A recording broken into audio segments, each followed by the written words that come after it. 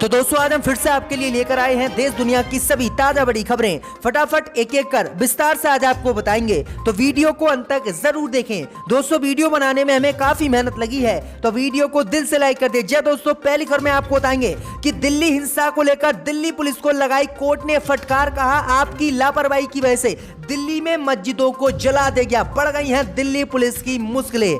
तो वहीं आपको बताएंगे दोस्तों कि किसानों के संसद में प्रदर्शन के बाद बुरी तरह से घबराई मोदी सरकार, किसानों से बातचीत का कृषि मंत्री ने किया ऐलान। तो वहीं आपको बताएंगे दोस्तों कि उत्तर प्रदेश के मुख्यमंत्री योगी आदित्यनाथ ने उत्तर प्रदेश के युवाओं को दी धमकी, कहा अगर गलत काम किया तो आपकी प्रॉपर्टी को करेंगे हम जब्त।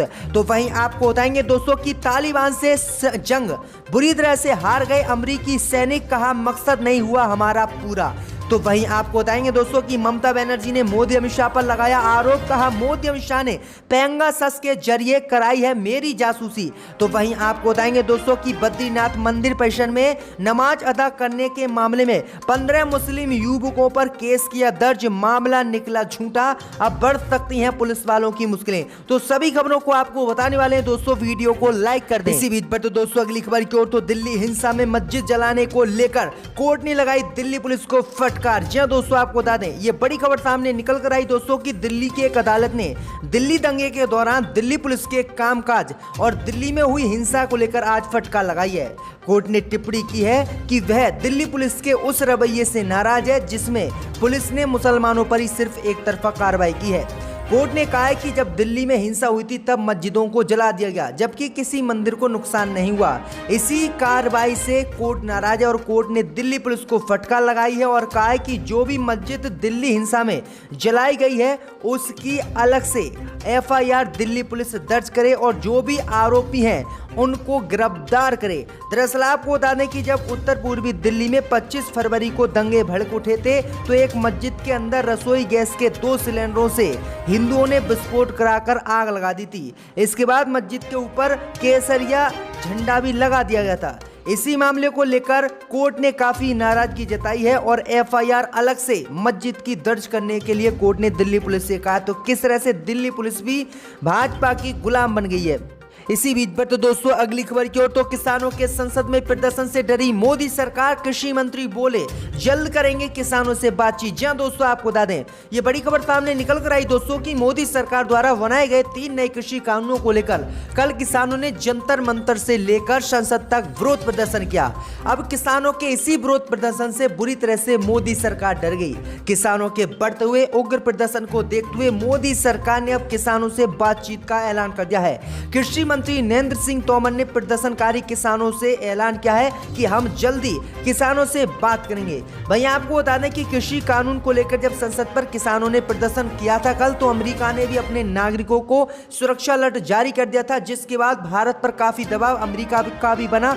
उसके बाद मोदी सरकार किसानों के दबाव में आई और अब मोदी सरकार ने किसानों से बातचीत करने का ऐलान कर दिया है। किसानों ने साफ कहा है कि हम बातचीत जब ही करेंगे जब मोदी सरकार तीनों कृषि कानूनों को रद्द करेगी। तो पूरी तरह से फंस गई है कृषि कानून को लेकर मोदी सरकार। इसी बीच पर तो दोस्तों अगली खबर की ओर, तो योगी आदित्यनाथ ने यूपी के युवाओं को दी सीधी धमकी, कहा अगर गलत काम किया तो आपकी संपत्ति करूंगा जब्त। जी हां दोस्तों आपको बता दें, ये बड़ी खबर सामने निकल कर आई दोस्तों कि उत्तर प्रदेश में चुनाव से पहले यूपी के मुख्यमंत्री योगी आदित्यनाथ ने आज युवाओं को सीधी धमकी दे दी है।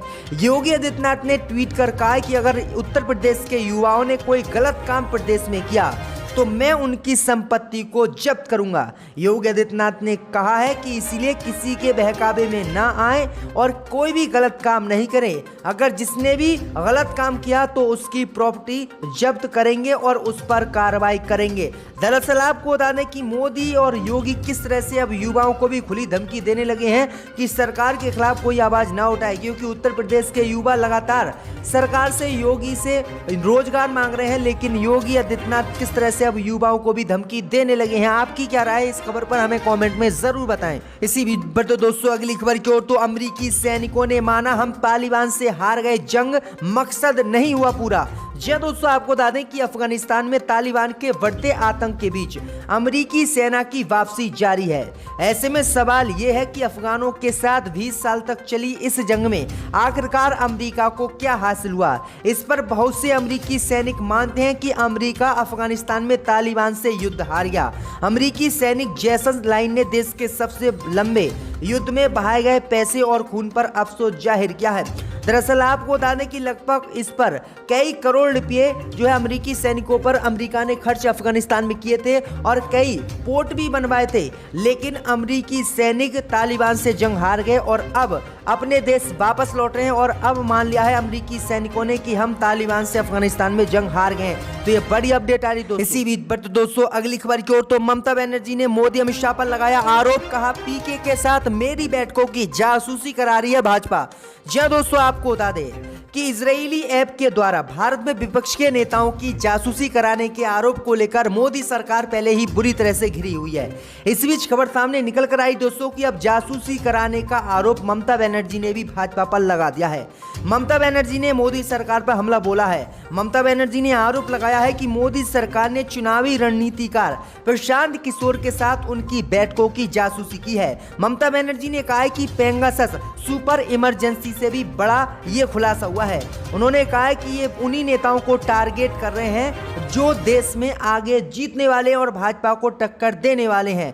ममता बनर्जी ने कहा है कि भाजपा लगातार हमारे ताकतवर नेताओं के भी फोन टैप करा रही है और हमारी जासूसी करा रही है।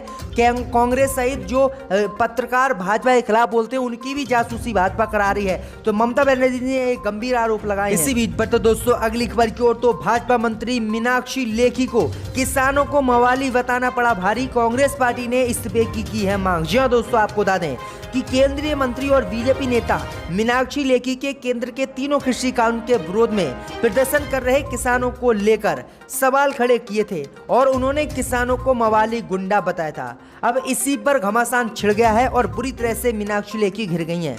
दरअसल आपको बता दें कि पंजाब के मुख्यमंत्री अमरिंदर सिंह ने लेखी से तत्काल इस्तीफे की मांग की है। मीनाक्षी लेखी ने एक बयान में किसानों को मवाली कह दिया था, जिसके बाद हंगामा हो गया और अब पंजाब सरकार ने मीनाक्षी लेखी के इस्तीफे की मांग की है भाजपा से। अब देखते हैं कि भाजपा इस्तीफा लेती है या फिर नहीं। इसी बीच पर तो दोस्तों अगली खबर की ओर तो प्रियंका गांधी ने योगी पर बोला बड़ा हमला, कहा युवाओं को धमकाए नहीं, आपकी भी जब्त हो सकती है प्रॉपर्टी। जी दोस्तों, आपको बता दें कि उत्तर प्रदेश के मुख्यमंत्री योगी आदित्यनाथ ने युवाओं को लेकर एक बड़ी धमकी 2 दिन पहले ही दी थी। योगी आदित्यनाथ ने कहा था कि उत्तर प्रदेश में कोई भी युवा अगर गलत काम करेगा तो उसकी संपत्ति जब्त करेंगे। अब प्रियंका गांधी ने उत्तर प्रदेश के युवाओं को धमकाने का आरोप योगी आदित्यनाथ पर लगाते हुए बड़ा हमला किया है।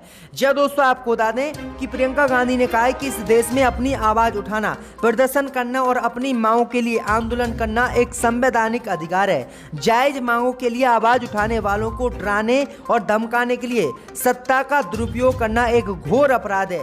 जी हाँ दोस्तों, आपको बता दें कि उन्होंने कहा है कि योगी आदित्यनाथ जिस तरह से उत्तर प्रदेश के युवाओं को धमकी दे रहे हैं, मैं योगी आदित्यनाथ को धमकी देती हूं कि अगर आप गलत काम करोगे तो आपकी भी संपत्ति को हम जब्त करवाएंगे और आपकी प्रॉपर्टी भी जब्त होगी। तो ये प्रियंका गांधी ने बड़ा दावा किया है और बड़ी बात कही। इसी बीच पर तो दोस्तों अगली खबर की ओर तो दिल्ली बीजेपी अध्यक्ष आदेश गुप्ता के घर पर हुआ हमला, बुरी तरह से पिटे आदेश गुप्ता के गार्जियन। दोस्तों, आपको बता दें कि राजधानी में बीजेपी और आम आदमी पार्टी के बीच हमेशा जुबानी जंग होती रहती है। इस बीच गुरुवार शाम दिल्ली बीजेपी प्रदेश अध्यक्ष आदेश गुप्ता के घर पर हमला हुआ है। साथ ही वहां पर काफी तोड़फोड़ भी की गई है। बीजेपी के इसके लिए आम आदमी पार्टी को जिम्मेदार ठहरा रही है। इसके अलावा दिल्ली पुलिस के पास हमले को लेकर एक शिकायत भी दर्ज कराई गई है। तो किस तरह से भाजपा विधायकों को अब दिल्ली में भी पीटा जाने लगा है। पर जो है बंगाल में तो इनकी बुरी तरह से पिटाई हो ही रही है, लेकिन अब यहाँ पर भी होने लगी है। इसी बीच पर तो दोस्तों अगली खबर की ओर तो हिंदुओं ने लगाया मुसलमानों पर बद्रीनाथ मंदिर में नमाज अदा करने का झूठा आरोप, वीडियो हुआ वायरल। पुलिस ने 15 लोगों को किया है जबरदस्ती जेल में। जी दोस्तों, आपको बता दें कि उत्तराखंड के चमोली जिले में स्थित बद्रीनाथ मंदिर में कुछ मुसलमानों द्वारा कथित कथित तौर से नमाज पढ़े जाने का वीडियो वायरल होने के बाद तनाव बढ़ गया है और ईद उल अजहा के मौके पर प्रसिद्ध बद्रीनाथ मंदिर परिसर में कुछ मुसलमानों ने नमाज अदा की थी, जिसका वीडियो सोशल मीडिया पर वायरल हुआ था। पुलिस ने जानकारी दी और फिर हिंदुओं ने आरोप लगाया कि मंदिर में ही इन मुसलमानों ने नमाज पढ़ी है। वहीं आपको बता दें कि हिंदुओं ने गलत आरोप लगाते हुए 15 लोगों पर केस भी दर्ज करा दिया है, लेकिन पुलिस ने अपनी जांच में बताया है कि ये लोगों ने बद्रीनाथ मंदिर के परिसर में नमाज अदा नहीं की है। ये लोग कोई प्रोजेक्ट पर यहाँ पर काम कर रहे हैं और यहाँ पर सिर्फ ये लोग घूमने आए थे। इन्होंने यहाँ पर नमाज बकरा ईद के त्यौहार पर अदा नहीं की है, लेकिन फिर भी हिंदू नहीं मानने हैं और किस तरह से 15 बेकसूर लोगों पर FIR दर्ज करा दी। तो ये बड़ी अपडेट आई दोस्तों, आपकी क्या राय है इस खबर पर हमें जरूर बताएं। इसी बीच पर तो दोस्तों अगली खबर की ओर, तो महाराष्ट्र विधानसभा से 1 साल के लिए निलंबित 12 भाजपा विधायक पहुंचे सुप्रीम कोर्ट। जी हाँ दोस्तों, आपको बता दें ये बड़ी खबर सामने निकल कर आई दोस्तों कि महाराष्ट्र विधानसभा से 1 साल के लिए निलंबित किए जाने के फैसले का भाजपा ने सुप्रीम कोर्ट में चुनौती देते हुए विरोध किया है। भाजपा के इन विधायकों को कथित तौर पर पीठासीन अधिकारी के साथ दुर्व्यवहार के मामले में राज्य विधानसभा से 1 साल के लिए निलंबित किया गया।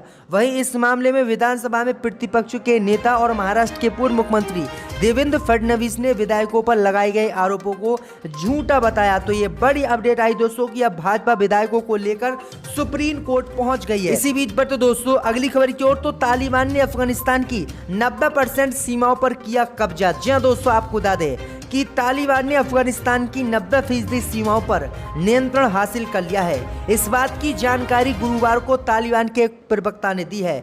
रूस की समाचार एजेंसी RIA नवोस्ती ने ये बात कही है। उन्होंने कहा है कि अफगानिस्तान की तजाकिस्तान, उज्बेकिस्तान, तुर्कमेनिस्तान और ईरान से लगने वाली सीमा पर अब हमने कब्जा कर लिया है। तो ये बड़ी अपडेट आई दोस्तों कि अब तालिबान का कब्जा पूरे इस पर अफगानिस्तान पर हो गया है। इसी बीच पर तो दोस्तों अगली खबर की ओर, तो चंद्रशेखर आजाद बोले मानसूनी सत्र में विधानसभा का घेराव करेगी आजाद समाज पार्टी। जहां दोस्तों आपको बता दें कि भीम आर्मी के संस्थापक और आजाद समाज पार्टी के अध्यक्ष चंद्रशेखर आजाद ने बृहस्पतिवार को केंद्र और राज्य की भारतीय जनता पार्टी नीति सरकारों पर आरोप लगाते हुए कहा कि उनकी पार्टी ने समला तुमल भारत के निर्माण के उद्देश्य से 21 जुलाई तक बहुजन साइकिल यात्रा निकाली और अब मानसूनी सत्र में विधानसभा का घेराव करेंगे।